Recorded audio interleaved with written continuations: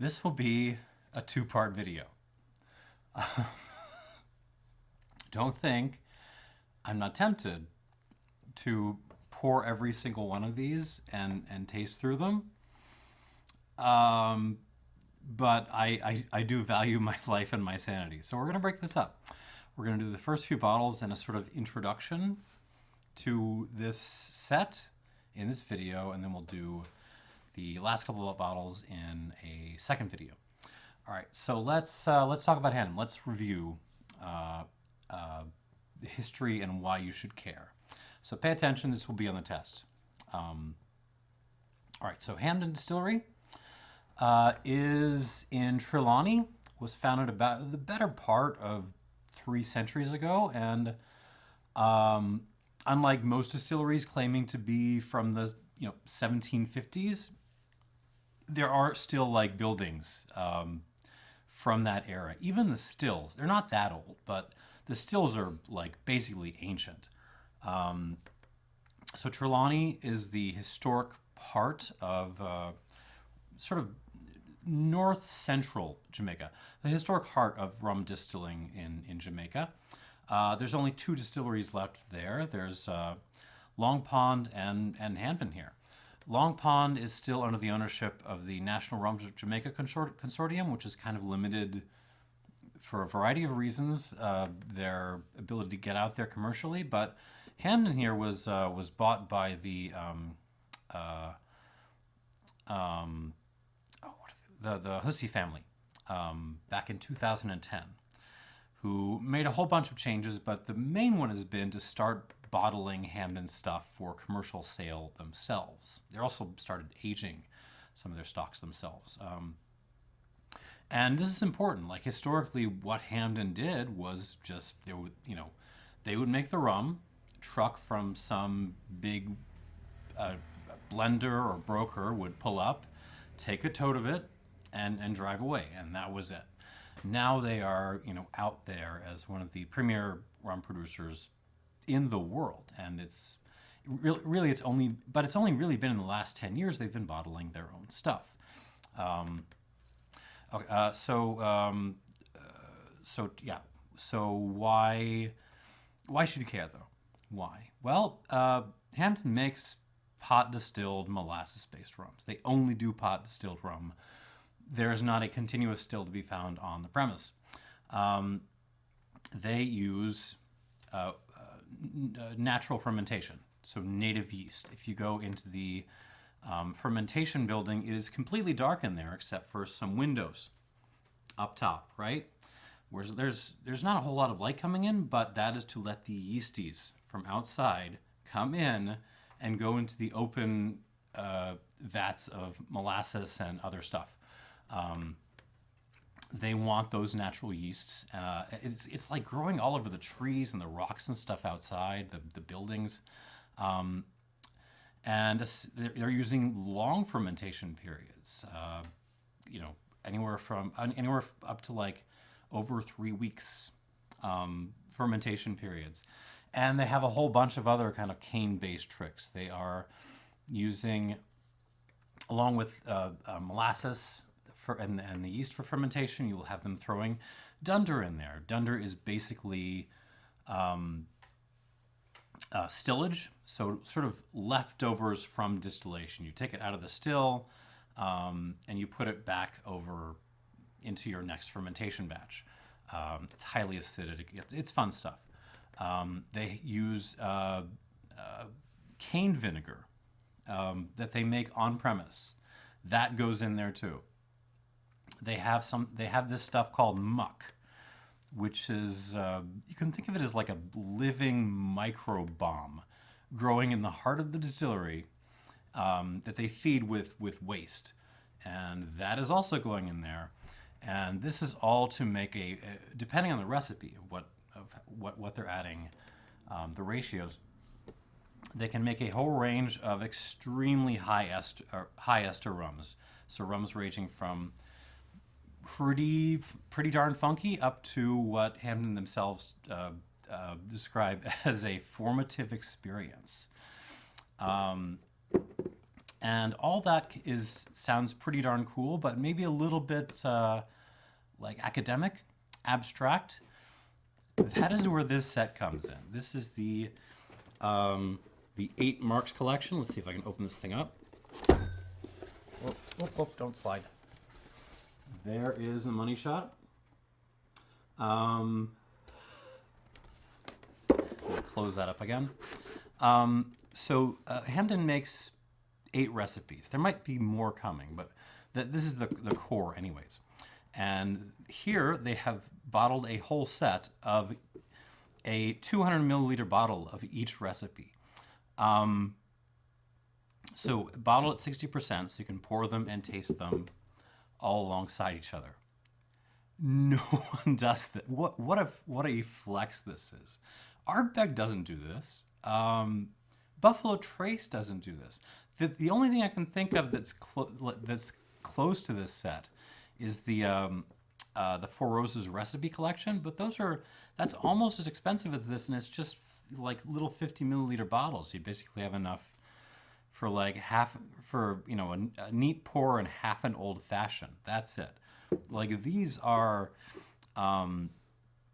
these you can play around with, and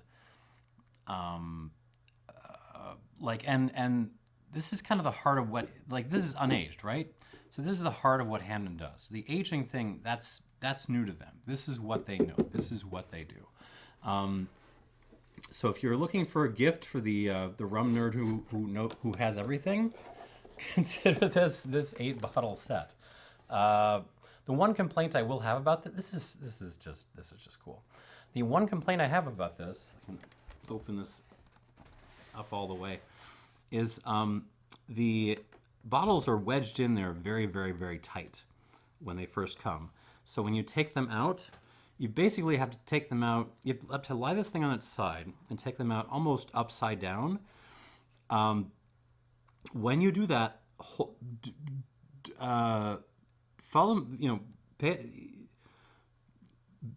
seriously pay attention, hold onto the top of the cork.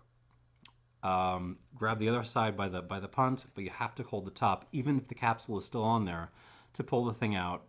Otherwise, you may end up with a desk covered in HGML, like I did. So that's like literally my only complaint about this set. It's not inexpensive. It's 150 buckazoids, but for 1.6 liters of extremely high quality rum, that seems plenty reasonable. So I'm going to dig out the bottles I'm going to review in this video, which is basically the first 3, and we will put the rest back, if I can close this safely. There we go. So yeah, that's Hampden. That is what they've done. I mean, yeah, how cool is this? All right, so let's taste through these. We've got I don't remember which of these is which. We've got OWH, we have got LFCH, and we have got LROK. And if you're wondering what the heck these mean, well, Hampden includes in your box set a guide for what each marque means. Oh, and I should mention, I've been running this channel for over 3 years, and I have been making a horrible mistake the entire time. I have been spelling the word marque, as applied to Jamaican rum, M-A-R-Q-U-E. But if you look at these bottles, and, well, I'm not going to pull the set out again, it's just spelled M-A-R-K. So break out the room jokes, but also just, I'm sorry, I've been getting it wrong this whole time. It is not marked with a Q-U, it is marked with a K. 8 marque set. All right, let's get these things poured. Stop my yammering about history and stuff. Did I even mention the Cousins process? The Cousins process is involved too. That's a different video. Yeah, okay. OWH. Again, all these bottled, unaged, and at 60% ABV. Plenty strong enough. LFCH and LROK.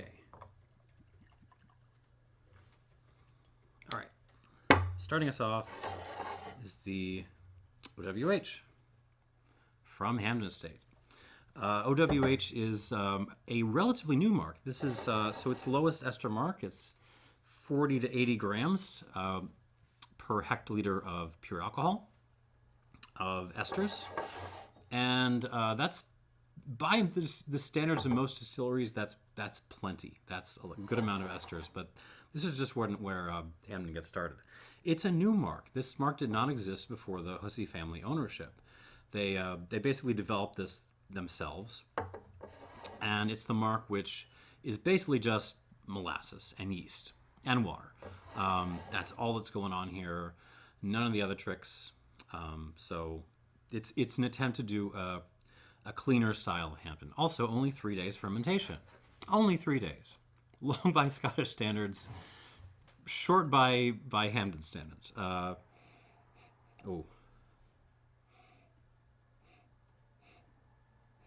the nose of this OWH, I mean, it's still Hampden, for one thing. Let's start there. What am I getting here? I'm getting some baked plantain. I'm getting a little hint of my beloved cherry cola, which is kind of a Hampden giveaway. And some fun, like, kitchen herbs. There's some, a little bit of parsley going on, a little bit of oregano.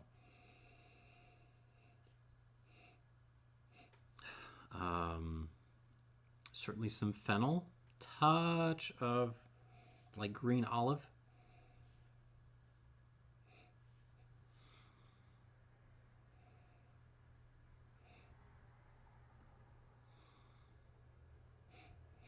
And I mean, in a way, this is it's interesting for me because this is the one that smells closest to cane. I mean, if you just go out and smell fermenting cane, say in the South, this is closer to that than I've gotten on any other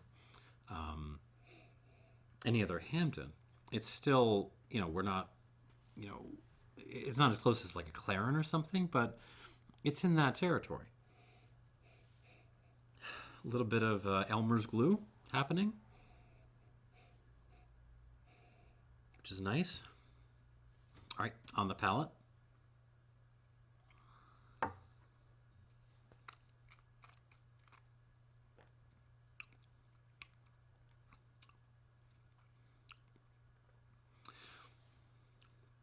It's one of the newest Hampdens.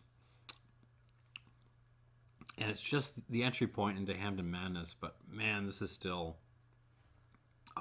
it's so good. It just covers my entire mouth with, it's much more herbaceous than I thought it would be. There's some basil, menthol, parsley again, definitely fennel, like model glue. Not Elmer's this time. This is model glue.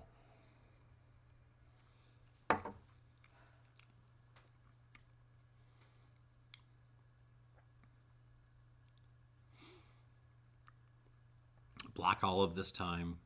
I mentioned fennel, right? Fennel. Some soapstone in there.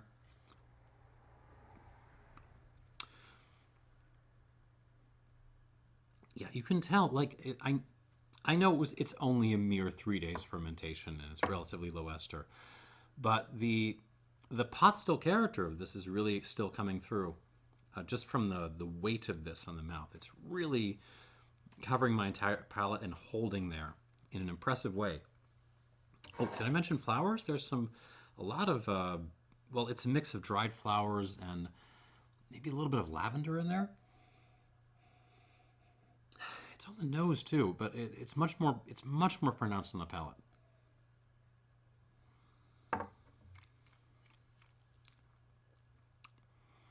But it's the herbs that's getting me. Rosemary, menthol again.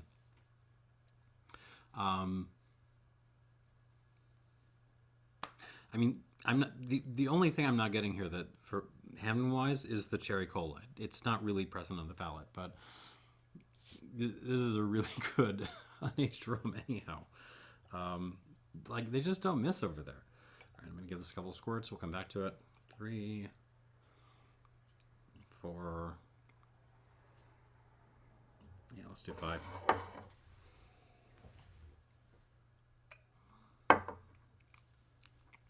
I've had a bunch of the stuff in this marque set in unaged form before, particularly the HCL left, which I'll do in the next video, but also the LROK. This is the first time I've ever tried OWH without age, and I'm kind of impressed. I'm trying to decide if it needs more water or not.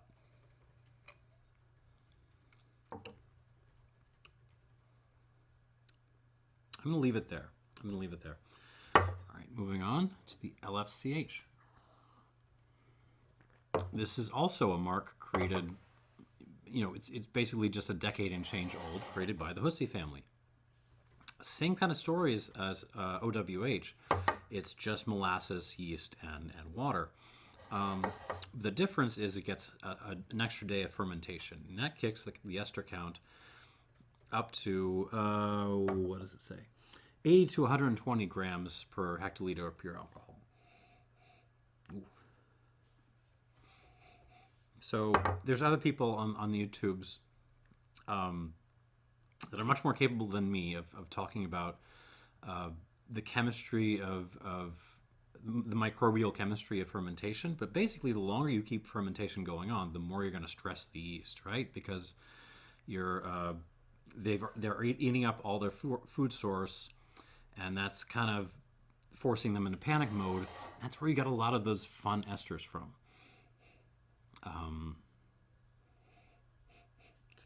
So I know it's only an extra day of fermentation. Does it make a difference? Yeah, absolutely. This is bringing even more herbaceousness to the table.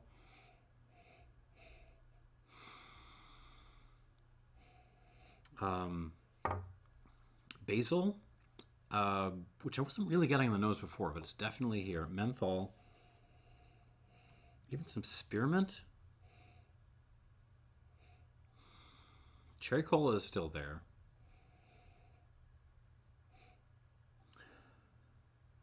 Plantain is still there, but it's not baked this time. It's more like a sweet plantain, a fried plantain,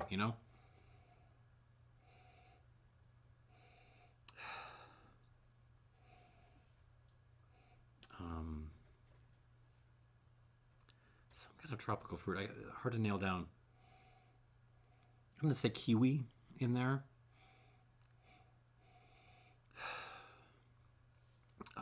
Bergamot, some bergamot happening, like herbaceous orange. Oregano again.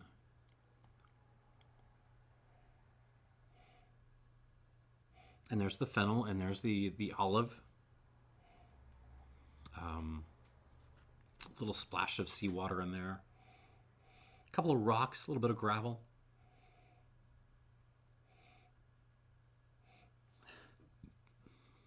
Yeah, I'm actually very surprised at how much these lower marques they still smell like Hampden. It's impressive. And unlike the OWH, I am getting a little bit of floral on the nose here. Beyond the herbs, there is just a little bit of it's not really flowers. It's more like a drier sheet, but nice.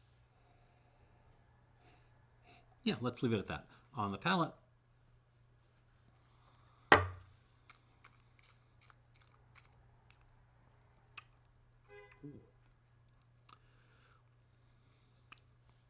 oh, I like this.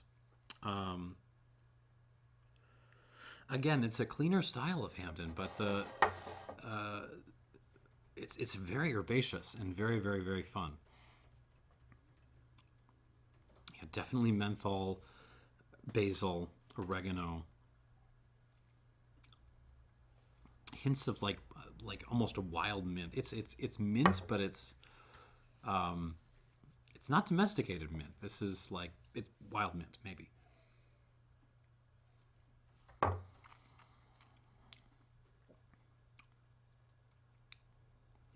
Less flowers present on the palate than on the OWH. Oh, lots more fennel, black olive, green olive, cherry cola. My beloved cherry cola is in there.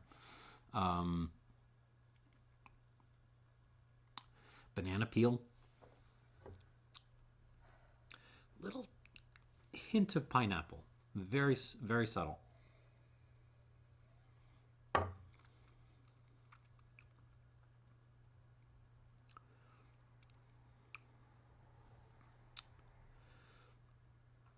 And like the OWH, it's really covering up my entire palate in an impressive way. I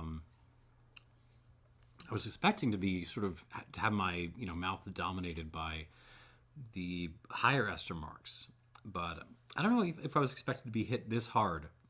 Like these are going harder than they have any right to be, considering these are the introduction to the Hampden range. Same soapstone kind of note.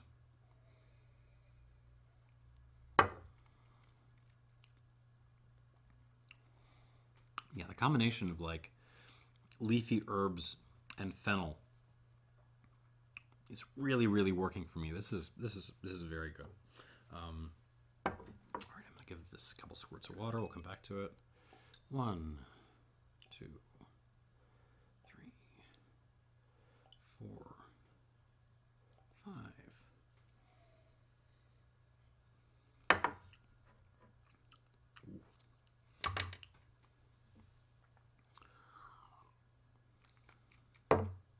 Maybe what's dialed back here is less the Hampdenness and more the fruit, if that makes sense. Like these are both more almost like more floral and herbaceous than I normally expect from what Hampden does. Not to say upper marks don't bring a little bit of herbal goodness, but these are definitely leaning in that direction. All right, glass number 3 is LROK, LROK.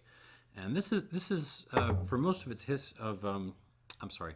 Hampden's history, been kind of the bread and butter marque.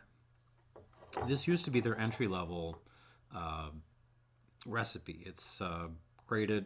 I'm just going to read what they say on this little sheet here. Created in the late 19th century, dedicated to the Owen Kelly family, and this is. So again, we're getting molasses, we're getting yeast, we're getting water, but we're also getting a little bit of cane juice vinegar, a little bit of dunder, a little muck. And in this case, but we're back to a 3-day fermentation followed by a 2-day, what they're calling a dead wash. And then, which is what they're calling a secondary acidic fermentation. So basically, letting the yeast kind of stress out and produce more fun esters. And this has this LROK has got a ester range of 200 to 400 grams per hectoliter of pure alcohol. And on the nose, yeah, it's definitely bringing a lot more fruit than the previous 2 glasses.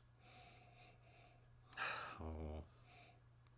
So cherry cola, but also just like straight up like dessert cherry, like maraschino cherry, bananas, plantains, little pineapple,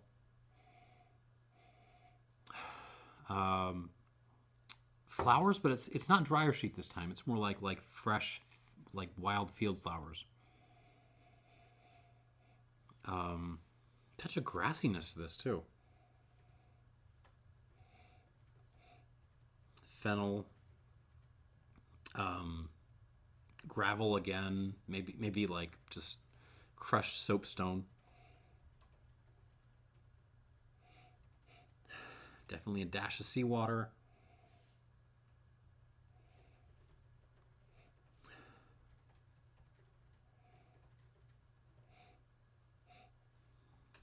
And now that I'm kind of looking at it, because I've got these previous two glasses in mind, there is a little bit of herbaceousness going on in here too.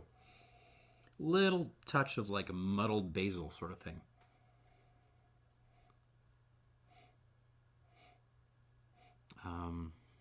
And weirdly, a hint of nuttiness, almost like an orgeat kind of thing, which is nice, interesting.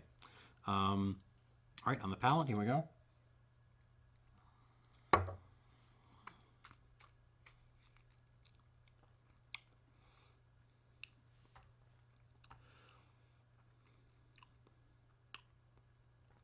So, LROK, good old LROK, is one of the marques I've tried before in unaged form. I think I had a Velier bottling or something. I think I like this one more than I like that one because I was a little bit underwhelmed. Let me try this again. Maybe that was just a bad batch. Oh, that's good. Definitely some pineapple creeping through on the palate here. Pineapple, plantain, cherry cola.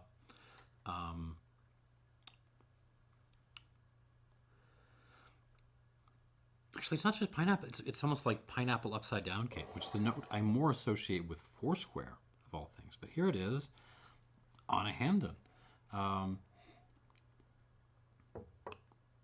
Again, covers my entire palate and just grips, really long finish for...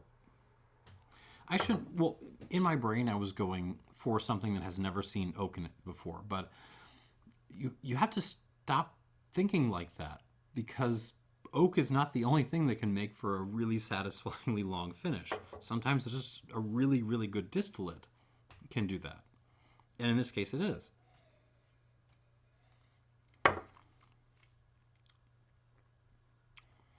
Fennel, basil, field flowers, mixed with a little bit of just like wild grass.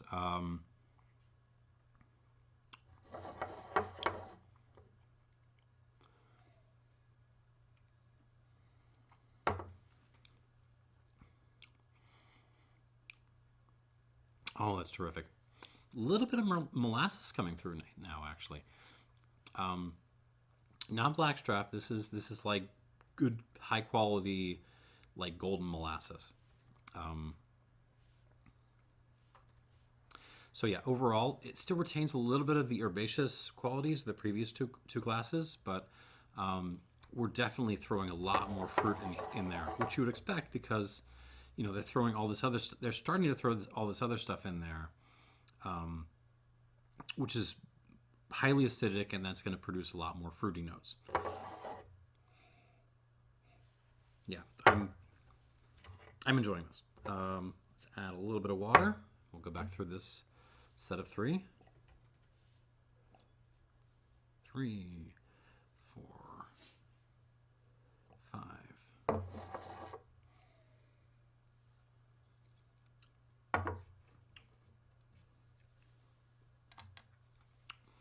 I mean,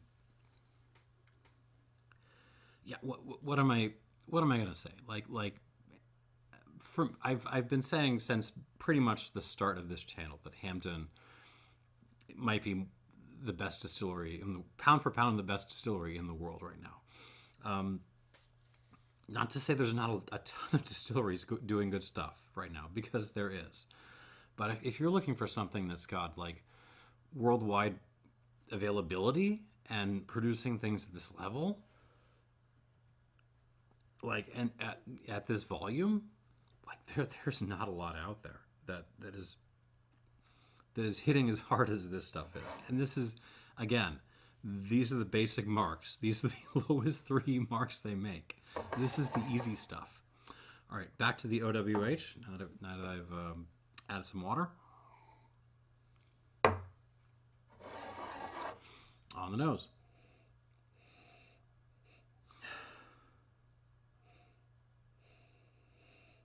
Yeah, I'm really, really enjoying the melding of like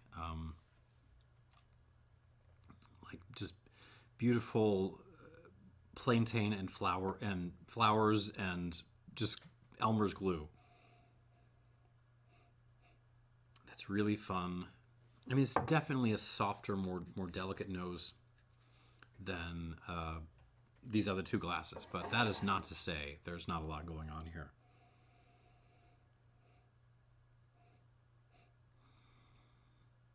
Development, maybe a little bit. There's almost a little bit of like a sweet tarts thing coming through now, which I'm enjoying. On the palate.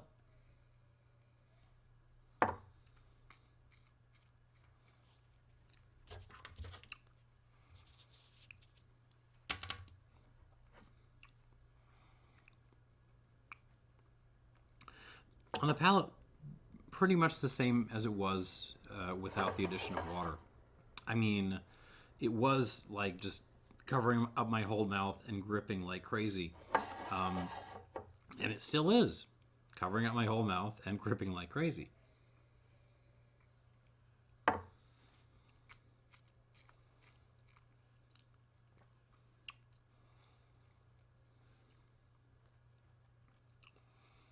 Beautiful.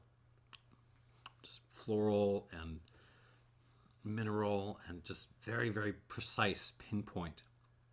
This is precision rum. I really like it. What am I going to score this? No, I'm going to do 87 points. 87 points. Which makes me worried that I'm going to give there's going to be a lot of 87s dropping throughout this video and the next.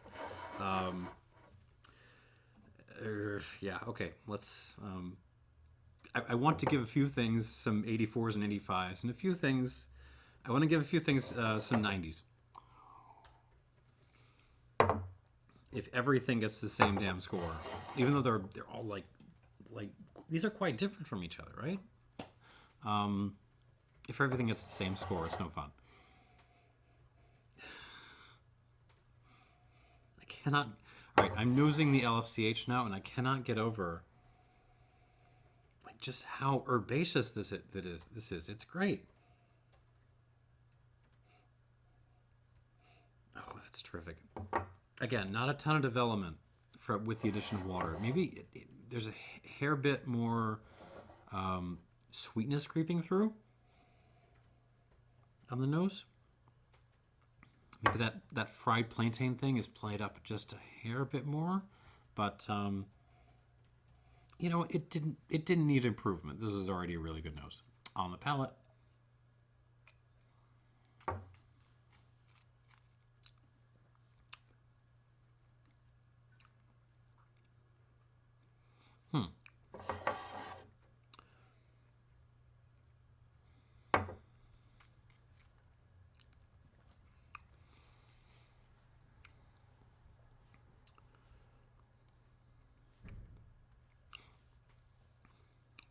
On the palate, very similar set of notes from before, but with the addition of water, it kind of gets a little bit thinner, just a little bit thinner than where it was. One more time.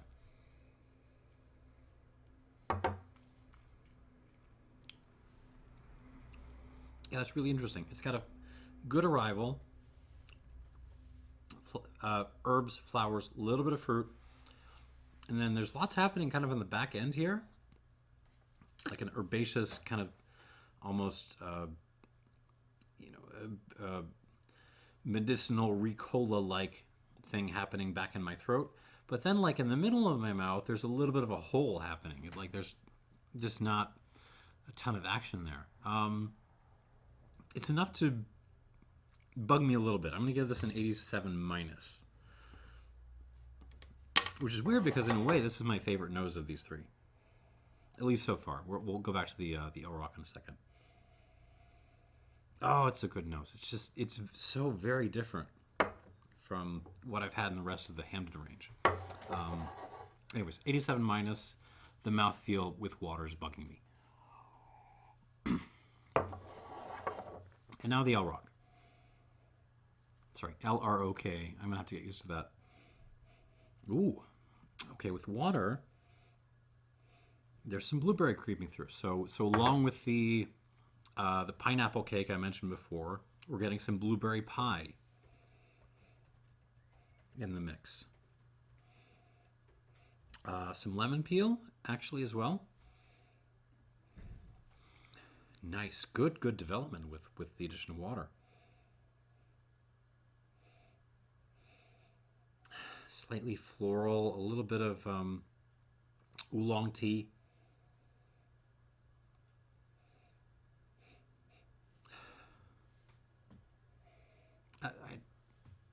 It smells like a good Hampden. I don't know what else to say.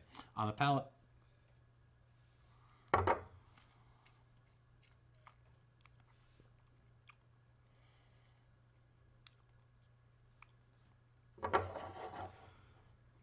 same kind of story. Like the cherry and the pineapple cake thing is still there, but there's a little bit of blueberry pie creeping in.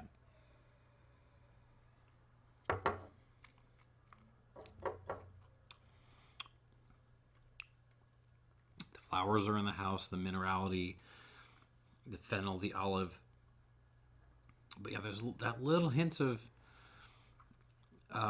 that sort of huge basket of berries that you get with some of the higher ester marks. That's just starting to edge its way in.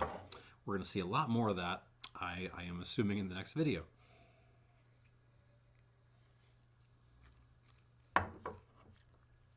Yeah, I like that a lot. I can't get up to 88 with this, but I will give it an 87 plus. All right, which is, so I have different scores that are annoyingly close together at the conclusion of these first three. OWH from the Hampden 8 marks collection. OWH gets 87 points. The LFCH gets an 87 minus. Something about the way it behaves in the mouth with water is bugging me. And the LROK gets an 87 plus. And that is this first video. I'm going to go stuff as many carbs as I can into my gut, and we'll come back for part 2. Thanks for watching, and cheers.